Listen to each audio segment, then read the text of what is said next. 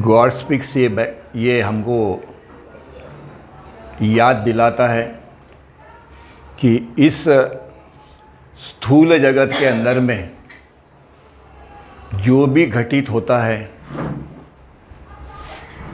उससे ज़्यादा मोहक और सुंदर अगर कुछ होगा तो वो है ऊपर वाला जगत, सूक्ष्म जगत।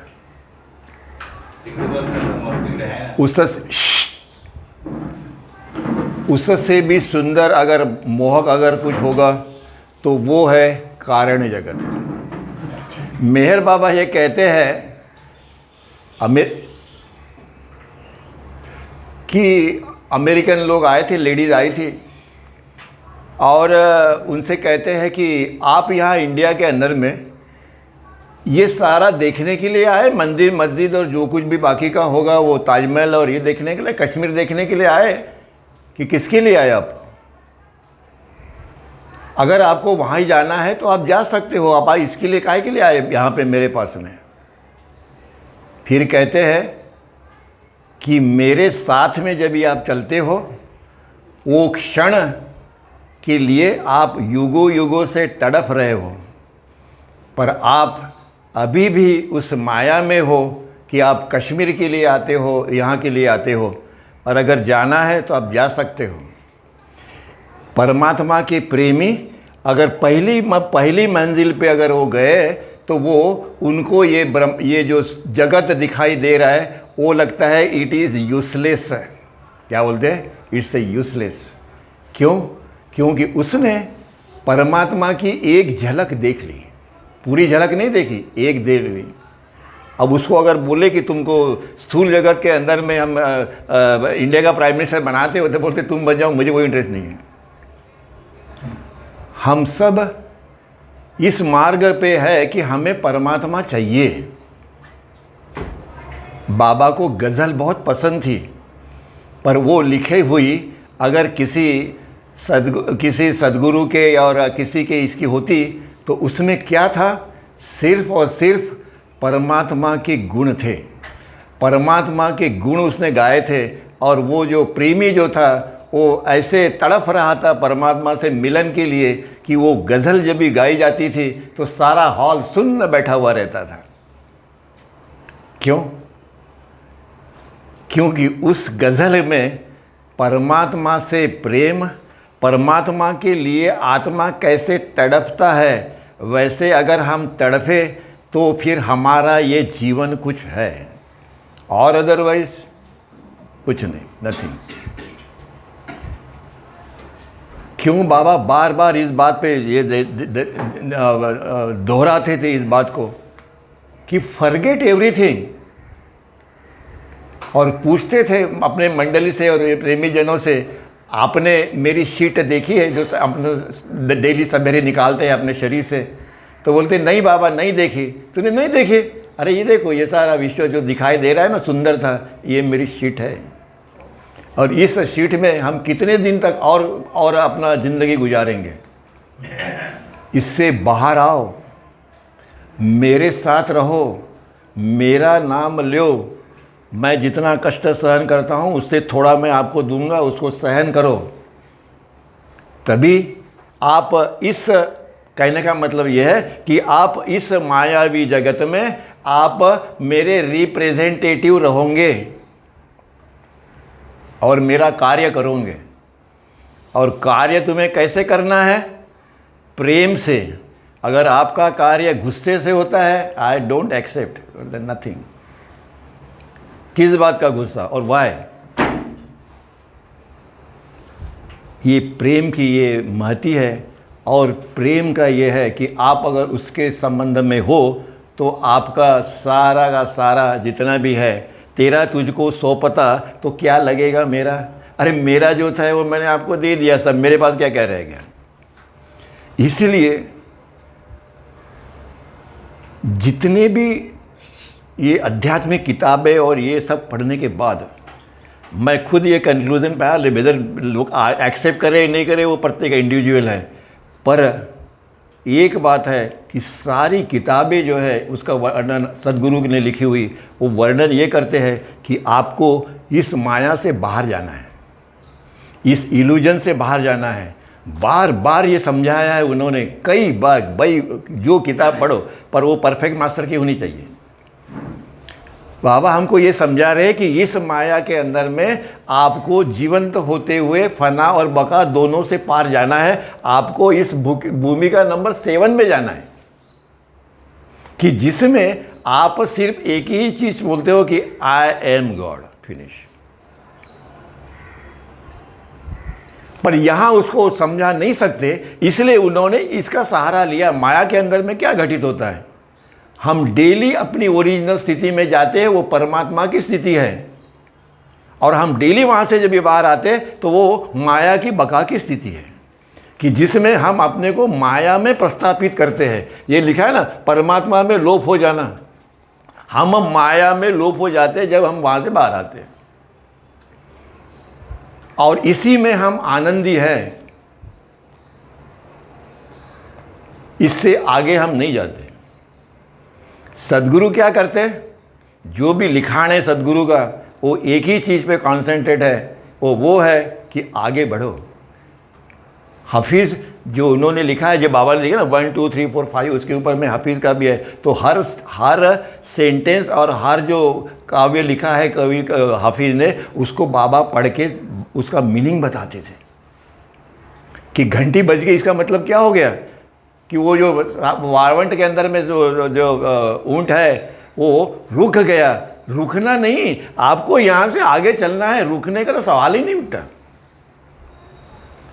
इसी लाइफ में हमको अपना जीवन जो है वो ऐसे व्यतीत करना है कि जैसे हम परमात्मा का जीवन व्यतीत कर रहे हैं। क्या कहते हैं, तुमको परमात्मा का जीवन व्यतीत करने के लिए ही ये मानव रूप है, नंबर 1। तो परमात्मा का जीवन इसे व्यतीत करने के लिए ही तुमको ये मन, बुद्धि और ये सारा स्ट्रक्चर जो दिया है वो इसी के लिए दिया हुआ है। इसका यूज़ करो। आप लाखों जन्म अगर सदगुरु और अवतारों से दूर रहोगे तो आप 1 इंच भी आगे नहीं बढ़ोगे, 1 इंच नहीं बढ़ सकते। इसीलिए बार बार जो हम लोग जो ये इतना डिटेल समझा रहे हैं मेरे बाबा, किस लिए कि किसी भी हालत में जैसे भी हो, ये चांस खोना नहीं तुमने। बोलते मेरी ये किताब जो है, यह सारी दुनिया के अंदर में, सारी दुनिया, किसी धारे जन्म पंथ के वो कुछ नहीं, सारी दुनिया के अंदर में लोग इसको प्रिजर्व करेंगे अपने घर के अंदर में, मानव जात। अब वो कितने पढ़ेंगे क्या पढ़ेंगे वो नहीं मालूम, वो जो उन्होंने बताया वो मैंने बता दिया।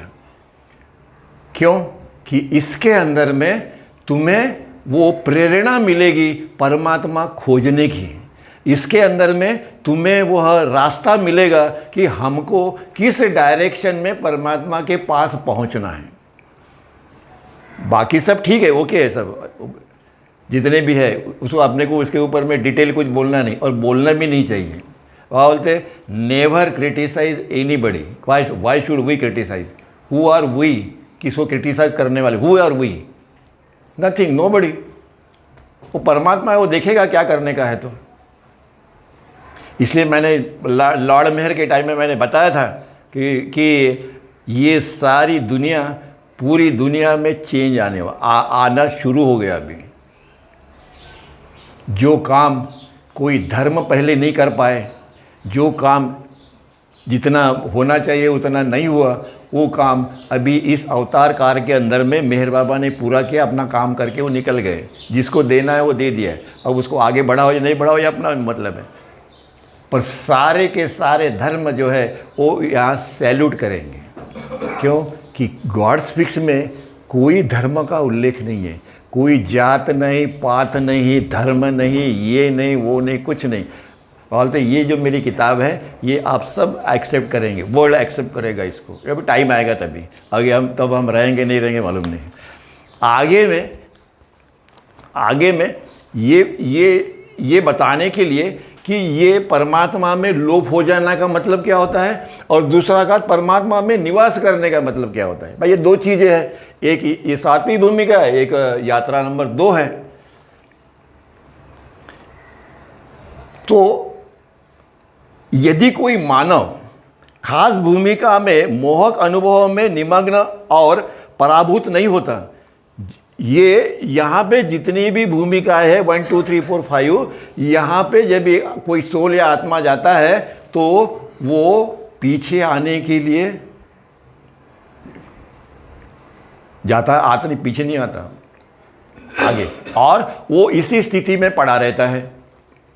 अब कौन कितने जन्म वहाँ पड़ा है ये अपने किसी को मालूम नहीं, वो बाबा जाने। और नहीं होता, अपना संतुलन बनाए रखता है और प्रतिवर्धन होती हुई चेतना उस भूमिका की माया के संस्कारों में दृढ़तापूर्वक प्रभावित होती है। पहली प्लेन के अंदर में जो साधक है, जो जिसको परमात्मा के वो मार्ग के अंदर में जा रहा है, वो जो है वो वहाँ पे जो माया के संस्कार है, देखो माया अभी गई नहीं है, माया यहाँ पे भी है, यहाँ पे भी है, इधर भी है, इधर भी है। 7th प्लेन तक, 6th प्लेन तक माया का राज्य है।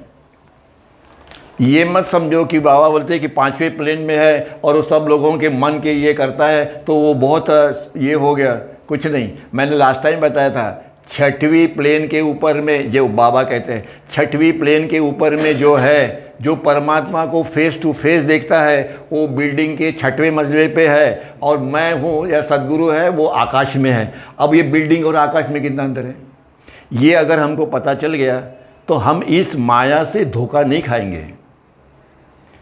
क्यों कहते हैं गॉड स्पीक्स एक बार पढ़ो, कभी धोखा नहीं खाएंगे। क्यों? क्योंकि हमको मालूम हो जाएगा कि ये जितने भी है इसमें माया का साम्राज्य है, इसमें भी है और उसमें भी है। पर फिर भी हमें ये कितना अच्छा लगता है, गूढ़ लगता है, आनंद लगता है, और ऐसे लगता है कि इसको ही चखते रहो, इसको ही चखते रहो। मिलियंस एंड मिलियंस बर्थ हो गए, फिर भी हम इससे बाहर नहीं आना चाहते, नहीं आना चाहते। सिर्फ एक ही उपाय है और वो है सदगुरु। एक ही उपाय है, वो है मास्टर, अवतार या सदगुरु जो भी है।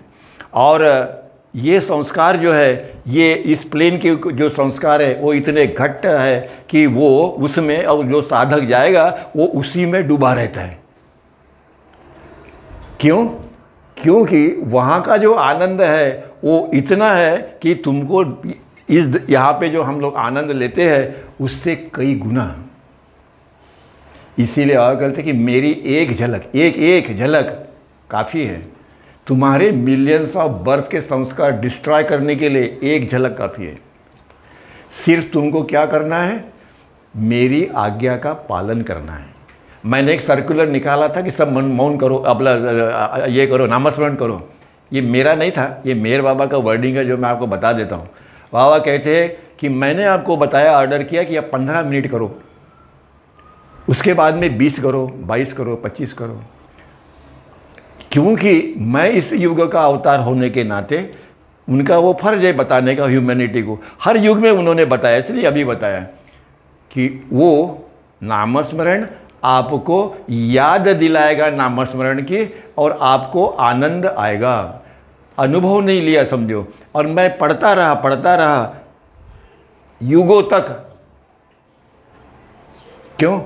कि परमात्मा की एक आज्ञा का पालन अगर हम नहीं कर सकते तो हम वहाँ तक कैसे पहुँचेंगे? ये सिर्फ अवतार मेहर बाबा का नहीं है, एनी सदगुरु, एनी मास्टर से रिलेटेड है वो।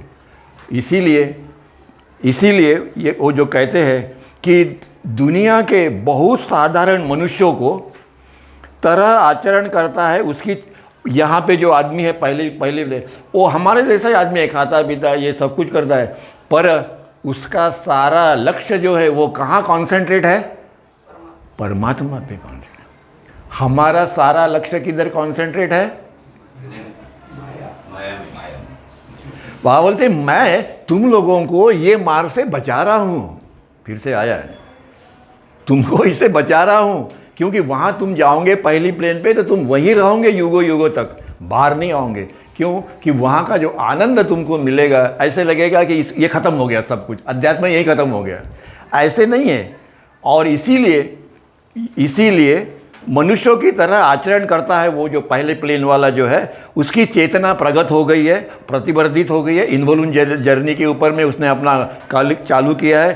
स्थूल जगत से उसका नाता टूट गया, मतलब वो डिसोसिएट हो गया, उससे विच्छिन्न हो गया, और वह चेतना खास भूमिका पर पूर्णतया केंद्रित है। हमारी चेतना इस स्थूल जगत पे केंद्रित है। इसीलिए हम छोटी सी चीज़ हो जाती है तो दुख होता है और हंसते रहते हैं और गाते रहते हैं।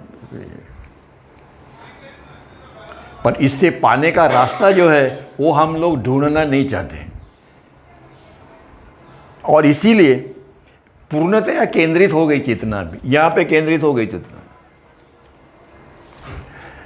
इन सब झंझटों से अगर बचने का है, बोलते मैंने ये बताया इसीलिए कि तुम इन झंझटों से बचो और मेरी बात सुनो।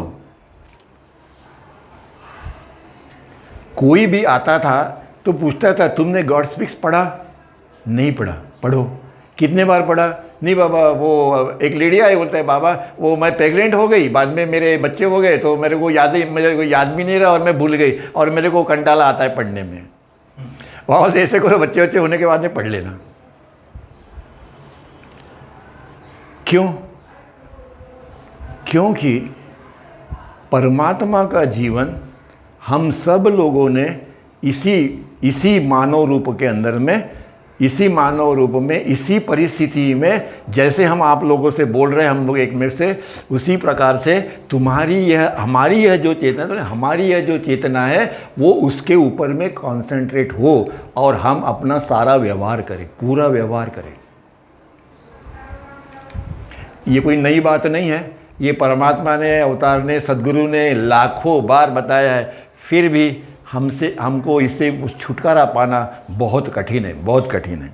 इसीलिए कुछ ऐसी खास दशाएं हैं जिसको मनुष्य का खास भूमिका में, प्रलोभन में कभी कभी बिल्कुल मग्न हो जाता है, वह मजूब की तरह आचरण करता है। मतलब ये जो भूमिका है इसके अंदर में अगर वो चला गया तो वो भूमिका के अंदर में वो इतना मग्न हो जाता है कि उसे बहुत आनंद आता है, जैसे अपने को आनंद आता है। तो दैट स्टेट इज कॉल्ड मजूब स्टेट। ओके। और अन्य अवसरों पर वह अपना संतुलन बनाए भी रखता है। यहाँ पे दोनों हैं, बनाए भी रखता है और पुनः प्राप्त कर लेता है, और उस भूमिका के सामान्य साधारण साले की तरह अपना आचरण करता है। जो लोग सद्गुरु से इससे जुड़े हुए हैं उन लोगों को यह अनुभव आता है, तो वहाँ वो कुछ देर के लिए वो वहाँ पे मग्न हो जाते हैं, फिर अपने नॉर्मल प्रोसेस में आ जाते हैं। जैसे हम तुम हैं, हम बका की स्थिति में हैं, क्योंकि हम इसमें स्टेट में हम जागरूक हैं। एक फना की स्थिति है, बका की स्थिति है, दोनों स्थिति लेके हम आए हुए हैं, हम जागरूक होते हैं। हम किस लिए जागरूक होते हैं? कि एक दिन हमको इस माया से छुटकारा चाहिए, इसीलिए हम नींद से बाहर आते हैं। हमारी अपनी चेतना जो है उसको संस्कारों से मुक्त होना है, और बोलते चलो उठो, जो सोते क्या, वो 8 घंटे हो गए, वो बहुत हो गए, चलो इसको नष्ट करो। और फिर भी भूमिका पर स्थित ऐसा मनुष्य मजूब और सालिक कहा जाता है। इसको दोनों है, वो परमात्मा में लीन भी है और मानव रूप में भी वो लीन है, तो दोनों जगह होता है। उसको मजूब सलीक कहते हैं, और दूसरा जो है उसको सलीक मजूब कहते हैं। वो उल्टा है जो, और उसमें कोई ज़्यादा फ़र्क नहीं है। जब आचरण एक मजूब का होता है तो उसे सलीक मजूब कहा जाता है।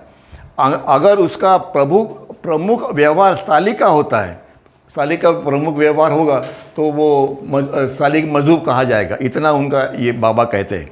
माया के अंतर्गत ऐसी अवस्था की तुलना, माया के अंदर ऐसी ये जो व्यवस्था है, और यहाँ पे बताया है कि दोनों के बीच में यहाँ पे एक ये है जिसको कहा जाता है तुरीय अवस्था।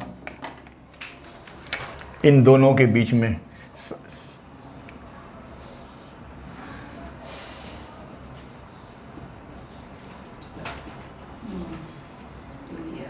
तुरीय अवस्था। अब इसको समझाए कैसे तुरीय अवस्था को? तो इसीलिए बाबा ने इसका सहारा लिया कि इसमें क्या घटित होता है वो सिमिलर तुरीय अवस्था और ये अवस्था जो है वो मेल खाती है, ताकि समझ में आएगा। इसलिए माया के अंदर में ऐसी व्यवस्था तुरीय अवस्था जो है, तुलना सत्यता के अंदर में जो दैवी संधि है, ये पहला जो ये जो है पहली यात्रा और ये है दूसरी यात्रा, इन दोनों यात्रा के बीच में जो जंक्शन है उसको कहते हैं तुरीय अवस्था। तुरीय अवस्था में पर जा सकती है, मतलब जाती है वो तुरीय अवस्था के अंदर में, कंपेयर्ड विथ तुरीय अवस्था at the junction of reality. ये है रियलिटी। और इसीलिए फना बका का तीसरा प्रवाह चेतना के अंतिम परिवर्तन की सातवीं प्लेन का होता है, वह सत्यता का वास्तविक फना फिला होता है। आखिरी में दो में हमने देखे थे, एक पत्थर से लेके पशु तक का पहला प्रवास, यहाँ से लेके ये दूसरा फना फिला का, और ये तीसरा है। तीसरे में सातवीं भूमिका के अंदर में जो होता है वह कहते हैं कि सातवां प्लेन का होता है, वह सत्यता का और वास्तविक रियल फना फिला होता है। वास्तविक है, वो रियल है, वहाँ पे उसको अनुभव आता है मैं परमात्मा हूँ, आई एम गॉड। और वह चेतना बिल्कुल माया से समस्त संस्कारों से नष्ट हो गई। सारी चेतना हमको हमने यह पशु योनि से जो लेके आए हैं अपने सब संस्कार, उस संस्कार को हमने यहाँ पे नष्ट किया, और अल्टीमेटली हमारा अपना स्टेटस जो है वो है सातवीं प्लेन के अंदर में, जिसे हम लोग हमारे इसमें वो शिवात्मा कहा जाता है। जीवात्मा शिवात्मा हो गया। ये हमें यहाँ पे उन्होंने फना फिला की स्थिति बताई है, ब्रह्मीभूत हम लोग बोलते हैं उसको। और इस स्थिति में ईश्वर साक्षात्कार अथवा बका बिल्लाह की स्थिति होती है। नंबर 1 फिर से बताएं, इस स्थिति में हमें ये अनुभव है कि हम परमात्मा में लीन हो गए, परमात्मा से हम जुड़ गए। दूसरी स्थिति ऊपर वाली है, हमने परमात्मा में निवास किया। हम जब भी अपने नींद से जागते हैं तो हमने माया में निवास किया, समझे कि नहीं? वो ऊपर वाला तभी समझेगा जब हम यहाँ से समझेंगे तभी। हम जब भी उठे तो हमने माया में निवास किया, और हमारी चेतना माया का ही अनुभव ले रही है स्थूल जगत के अंदर में। पर ये बात यहाँ बनती नहीं है, हम ले तो रहे, अनुभव तो है, पर वो हमको स्थूल जगत का है, माया का है। आखिरी में आपको परमात्मा में निवास करना है और परमात्मा का अनुभव लेना है कि मैं अनंत हूँ, अनंत ज्ञान, अनंत शक्ति, लाइक दैट। और इसीलिए यहाँ पे चेतना संस्कार मुक्त हो गई। इसी प्रकार का किसी भी धार्मिक किताब के अंदर में, मैं नहीं बोल रहा हूँ, मेरे वहाँ कहते हैं कि मैंने पिछले कोई भी युग के अंदर में मैंने इस प्रकार से आप लोगों को नहीं समझाया, मानव जाति को। जैसी तभी परिस्थिति थी उस मुताबिक मैंने आपको समझाया है। और मैं संस्कारों से हो जाती है, और जब बोझ से वह मुक्त हो गई चेतना, तब वह आत्मा या संस्कार लेस हो गया, और दैवी परम शून्यता में फना फिला अवस्था, मैं परमात्मा अवस्था प्राप्त करने के लिए अंतर प्रविष्ट हो जाता है। इसीलिए अल्टीमेटली आत्मा इस स्थिति के अंदर में परमात्मा में लोप हो जाता है, यहाँ पे सातवीं में, और मैं परमात्मा हूँ का अनुभव वह लेता है। इसीलिए love God and live life of God, ये दो जो वर्ड है इतना हमको परमात्मा का जीवन इस धरती के ऊपर में जीना है।